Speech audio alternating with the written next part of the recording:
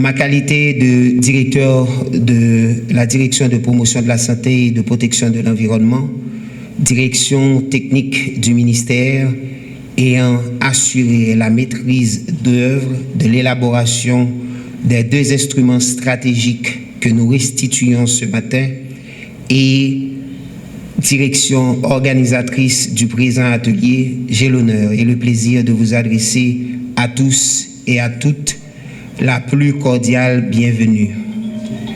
Votre présence ce matin témoigne de l'importance que vos institutions respectives accordent à la sécurité sanitaire, à la protection de l'environnement et à la modernisation du système de santé haïtien. Au nom du ministère de la Santé publique et de la population, au nom de la DPSPE et en mon nom propre, je vous remercie chaleureusement. Le présent atelier s'inscrit dans le cadre de la mise en œuvre des orientations gouvernementales en matière de santé publique et de protection de l'environnement. Il poursuit 3 objectifs précis. Premièrement, restituer officiellement aux parties prenantes le plan stratégique national de gestion des déchets biomédicaux 2025-2035 et le plan opérationnel 2026-2028, instruments élaborés par la DPSPE avec l'appui technique et financier de la Banque mondiale et dont la tenue du présent atelier a été rendue possible grâce au financement de l'UNICEF. Deuxièmement, territorialiser ces plans, c'est-à-dire engager le processus d'appropriation départementale par les directions départementales sanitaires qui constitueront le bras opérationnel de la mise en œuvre. Troisièmement, structurer la coordination interministérielle en clarifiant les rôles, les responsabilités et les mécanismes d'engagement de chaque institution partenaire. Permettez-moi de présenter dans leurs grandes lignes les 2 instruments que nous restituons ce matin. Le plan stratégique national 2025-2035 établit la vision décennale du secteur. Il définit les normes techniques, les standards environnementaux conformes aux recommandations de l'OPS et le cadre institutionnel de gouvernance multisectorielle. Il identifie les besoins infrastructurels du pays, estimés à 21 sites de déchetterie départementaux à l'horizon 2035 pour traiter les 1300 tonnes annuelles de déchets biomédicaux infectieux générés sur le territoire national. Le plan opérationnel 2026-2028 en constitue la première phase de mise en œuvre. Il s'articule autour de 5 axes structurants conçus comme 5 piliers d'un même édifice institutionnel.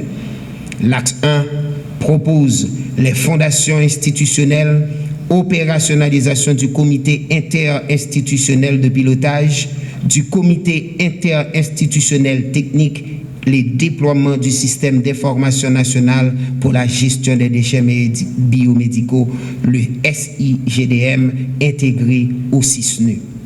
L'axe 2 porte sur la mise en service effective des 11 incinérateurs industriels existants et la mise aux normes techniques et environnementales d'un premier lot de 10 sites prioritaires d'ici le 1er septembre 2028.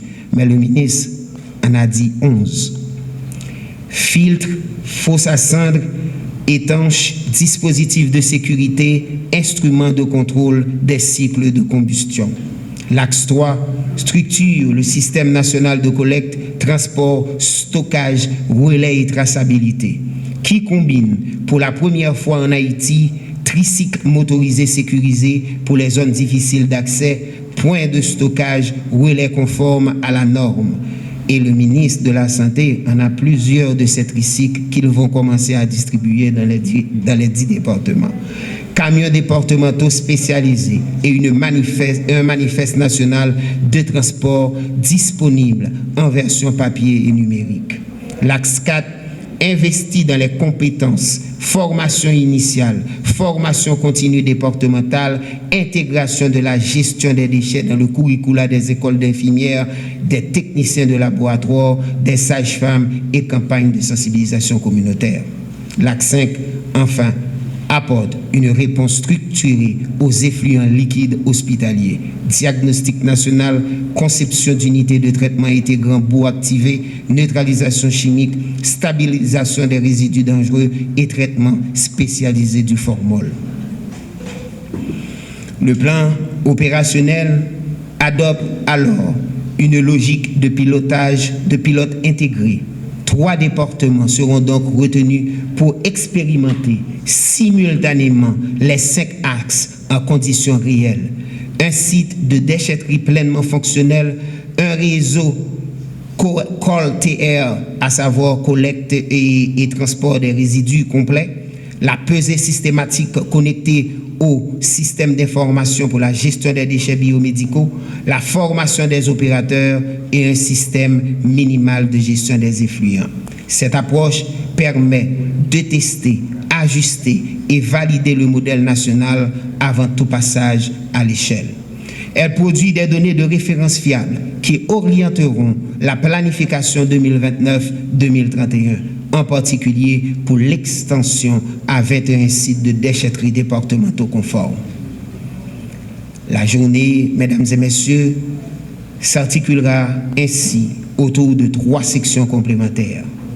La session 1 en matinée permettra la présentation détaillée du contexte national, du plan stratégique et du plan opérationnel, suivi d'une discussion ouverte sur la gouvernance et la coordination interministérielle.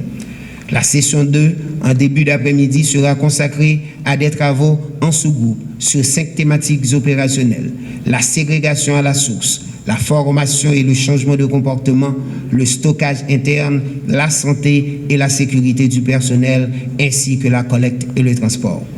La session 3, en fin de journée, présentera la restitution des travaux de groupe et formalisera les engagements et les prochaines étapes. Mesdames et messieurs, je voudrais, avant de céder la parole, formuler 3 attentes claires à l'endroit de cet atelier. Premièrement, nous attendons des directions départementales sanitaires une appropriation pleine et entière des plans et l'identification dès aujourd'hui des conditions de leur déploiement dans chaque département pilote.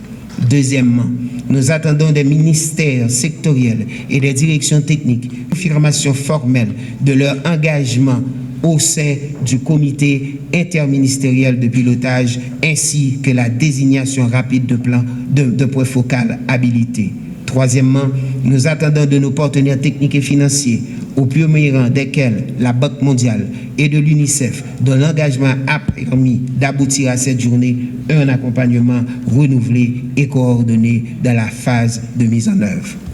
La DPSPE, pour sa part, en sa qualité de direction technique du ministère responsable du dossier de la gestion des déchets biomédicaux, s'engage formellement à assurer le secrétariat technique permanent du comité interinstitutionnel, à produire les rapports annuels, à animer le réseau des points focaux départementaux et accompagner l'ensemble des acteurs dans la traduction concrète de ces plans en résultats mesurables sur le terrain.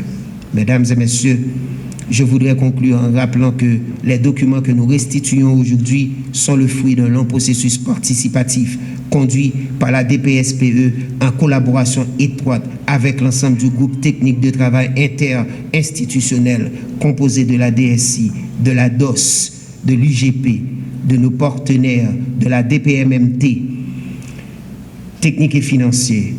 Et ce GTT a réuni tout au long de l'élaboration l'ensemble des directions que je viens de citer concernées et nos partenaires institutionnels. Il représente à ce titre un cadre de référence partagé et non un document produit unilatéralement par la DPSPE. Je remercie chaleureusement chacune des institutions présentes pour sa contribution à ce processus et particulièrement la Banque mondiale pour le financement de l'élaboration des plans ainsi que l'UNICEF pour le financement de la tenue du présent atelier. Je vous souhaite à tous et à tous une journée de travail productive marquée par des échanges constructifs et des engagements concrets.